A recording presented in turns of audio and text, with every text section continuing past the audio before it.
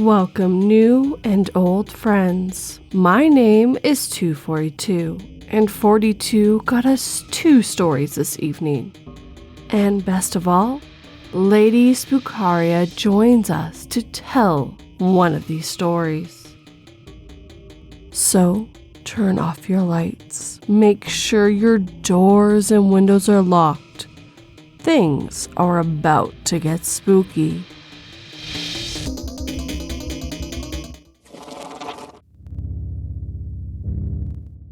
At least my children will be safe in here, I think, as a metal grip tears me away from them and into the light. My God, how did a spider this big even fit into your ear? I hear a human dressed in white exclaim upon extracting me. Hey, don't forget to leave a comment and tell me what you think down below. Here to Help by ulatekh. The usually overly cheerful corporate spam notification washed over Scott's screen, interrupting his productive work. Introducing the new helpful bot. It gushed flaccidly. Scott moved to close the notification and ignore it, but decided he needed a break. He clicked on it and brought up the introductory email. HelpfulBot is an AI-driven, state-of-the-art chatbot, integrated into all of the company's major systems. Ask it anything. It can file service desk requests for you, begin the process to authorize purchases, whatever you need. The sky is the limit. The rest of the email was the standard, enthusiastic gibberish he had come to expect from the self-styled experts in the company's communication department. No wonder they sold so many defective products whose flaws had been remedied in the fields. At least it keeps me employed, Scott mused. Our firm's incompetence is certainly a growth industry. Oh boy, here we go. His coworker, Sadie, was cynically responding to the same announcement. The newest, the best, the cheapest. Make bad decisions faster than ever before. Scott smirked as he brought up the new HelpfulBot app. Let's see how well it works. What should I ask it? He had an idea. Hand me that piano, he typed into the waiting text box. Several moments passed. Finally, HelpfulBot responded. That would be a task for the service desk. Also, my records indicate that musical performance isn't part of your job description. Scott laughed out loud as he showed Sadie the response. Accurate, and yet completely meaningless.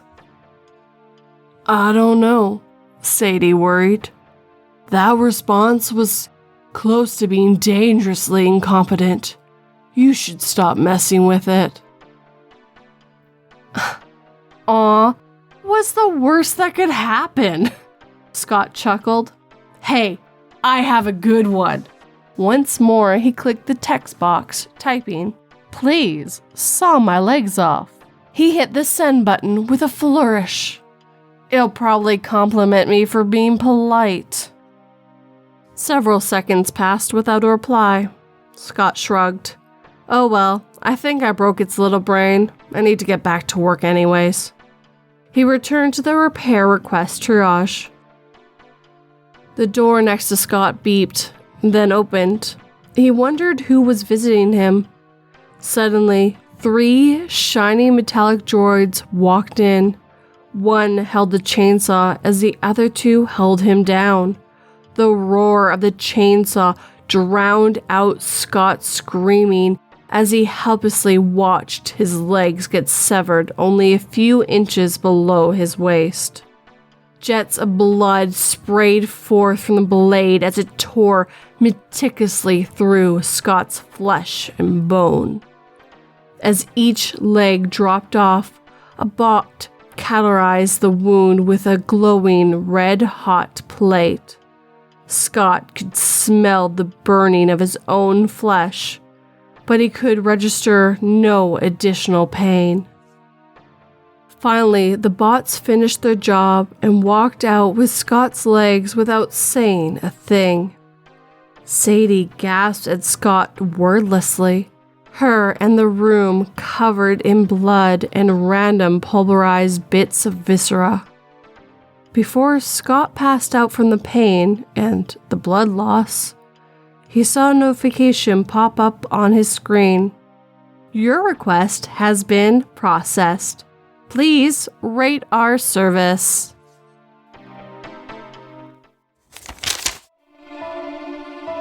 Every time I die, the world resets to the day I was born.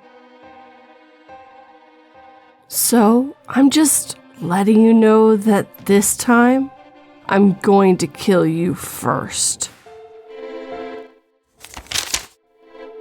If you're enjoying this video, hit that like button and make sure it feels it. A Drive into Darkness by CreepyCollaborative. Hey guys, I know it's getting late, but this has been heavy on my mind lately.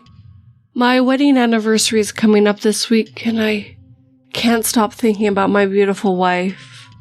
I'm posting this here as a warning and a testimony of the last time I spoke to the light and love of my life. It was a brisk November night. The trees rustled in the wind, shaking the last of their orange and yellow leaves, and she was returning from a long night at work. She worked the late shift at a convenience store that closed at 12 a.m. Generally, she only got the occasional long-haul trucker and a random teenager desperate for a new pod for whatever vape pen was the flavor of the month. She was also responsible for cleaning up the store and restocking the shelves that had been picked over during the day, so she headed home around 1 a.m. most nights. I was sitting on the couch of our tiny apartment, fiddling with one of those old Rubik's Cubes and watching Futurama, waiting for her to come through that creaky door and embrace me in those strong arms. I heard my phone go off and I saw her face flash onto the screen. She was so beautiful and had the most amazing smile. I gazed a moment longer at the picture I had snagged on a warm summer's day. We had gone to the beach for the day, eating lunch with the seagulls and watching the tide perform just for us. I squeezed her arm gently while we lounge-talked in the warm power from the sun. She gazed over at me and tickled me quickly before kissing me. I would give anything to be able to relive that moment even just one more time. I slid my finger swiftly across the phone and heard the click letting me know I had accepted the call, and began the final dance between my lover and I. She made the first move. Hey, sweetie, I'm on my way. Can you stay on the line with me while I drive? I'm about 20 minutes out. Sure, baby. How was your night? I said with a broad smile. Oh, it was an average night. The drink delivery guy was late as usual, but other than that, there were only 3 creepy guys. She said with a yawn. That's a new record. I laughed a bit. What did you do today? She said in a suave voice I so adored. I clammed up, knowing I spent the whole day smoking grass and playing the same Mario game from 2004 I love so much, taking breaks only to pet my sweet small black cat, and drank 1 soda more than I should have. Not much, I laughed, trying to change the subject. Whoa, what was that? She yelled, losing all charm, opting instead for fear. What's wrong, babe? I said, matching her fear, already quaking with the thought of losing my love. Damn.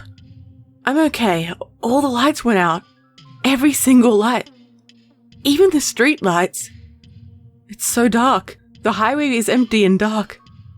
And it scared me. It just shocked me a bit and my eyes had to adjust quickly.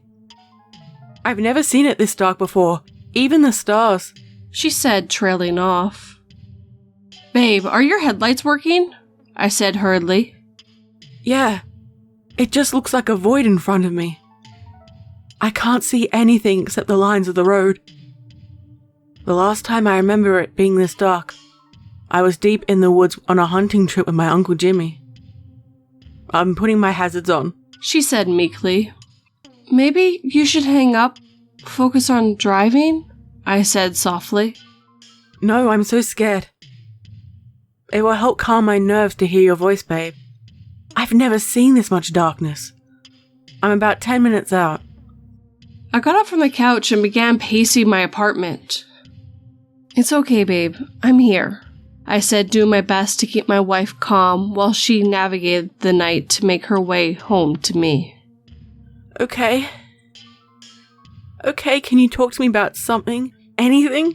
She said with fear. There are 1,300 plus species of bats, which make them second most common mammal species behind rodents, I said with a shaky voice. There's more than one kind of bat? As her sentence concluded, I heard a loud crash and a moment of static from the other side of the phone call. What was that? I said frantically. Nothing, babe. I just turned onto our street. She was already calming down. As she spoke, I noticed that her voice had been dripping in static. Oh, okay, baby. Well, I love you, I said, trying to cheer myself up.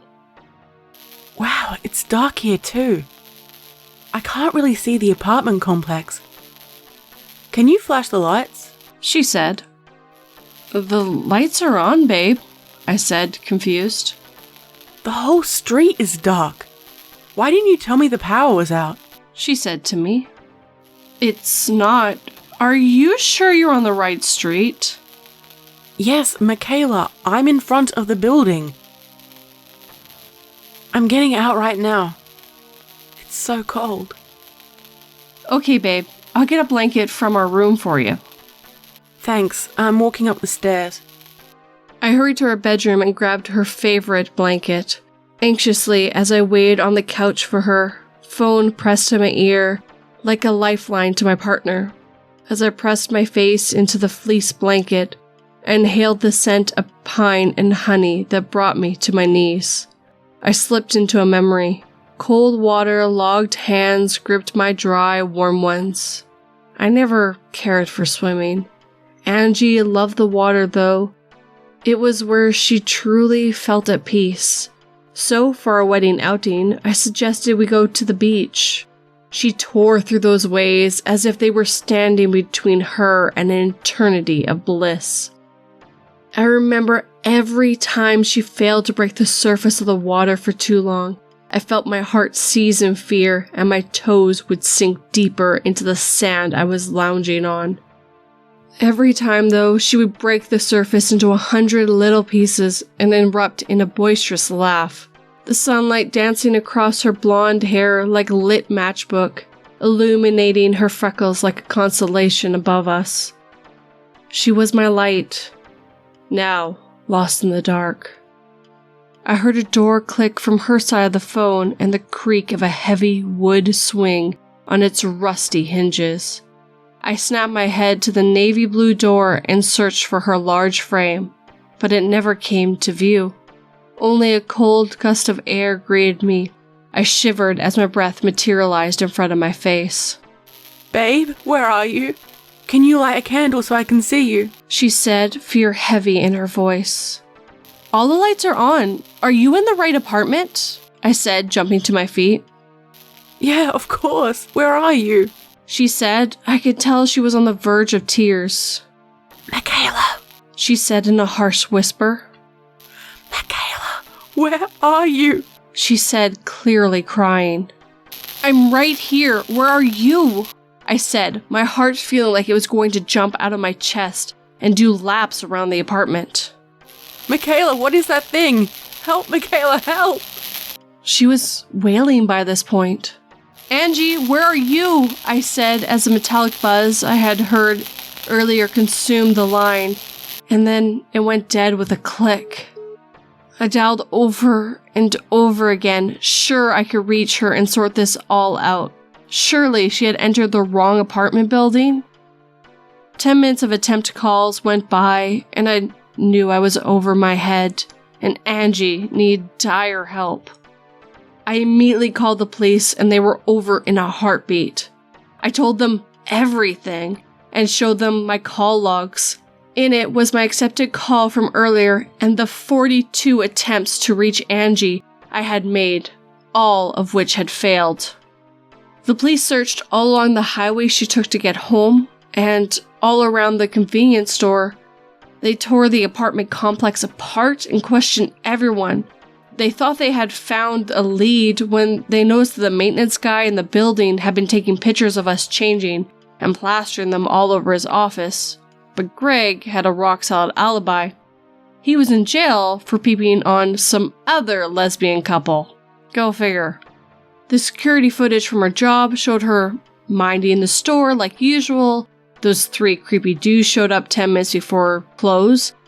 Everything was normal. The camera showed her getting into her beat-up Ford Focus and pulling away. The traffic cams showed Angie merging onto 175, but no traffic cams on any 175 exit ramp has yet to show her leaving the highway. Either Angie is still driving on that lost highway, or she's gone.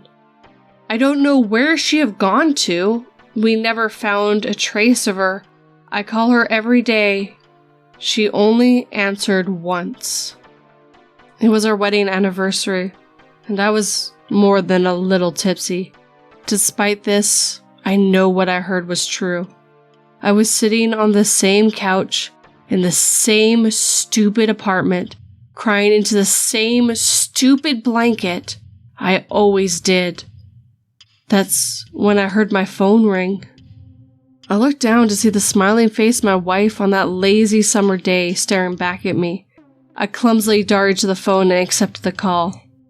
Angie, baby? I said, almost shouting.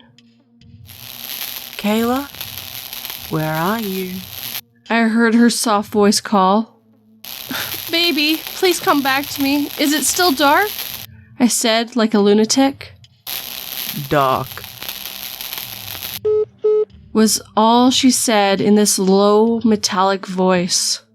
As if on cue, the call dropped. The room was colder than it was before, and I swear I saw the lights flicker. I woke up the next day and checked my call log. It had shown a call from Angie around 1:12 a.m., the same time she reported the blackout. I told the detective on her case about the call, and the tired woman brushed me off. Interest in her case dwindled, and my Angie was just another missing woman. These days, I don't do much. I still sit around a lot, but most days, I can't get through sober. Another thing is, I'm terrified of the dark now. Every time I turn off a light, I swear I hear that buzzing, and it feels like something is slinking around waiting for me in that inky darkness. I wonder to myself every time, is it Angie? Or is it whatever she saw when she disappeared? What did Angie see that night? Was it a manifestation of the darkness, or something much worse? What waits for us on the darkest night when not even the stars are here to keep us safe? If you're driving alone at night and all the lights go out and the stars disappear, call your loved ones. You're about to go somewhere no one will ever reach you. And if you do, say hi to Angie for me. Kayla, where are you?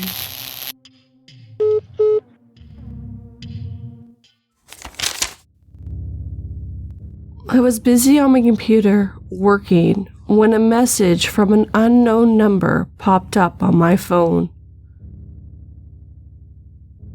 It read, "I really like how your hair is up in a bun as you work."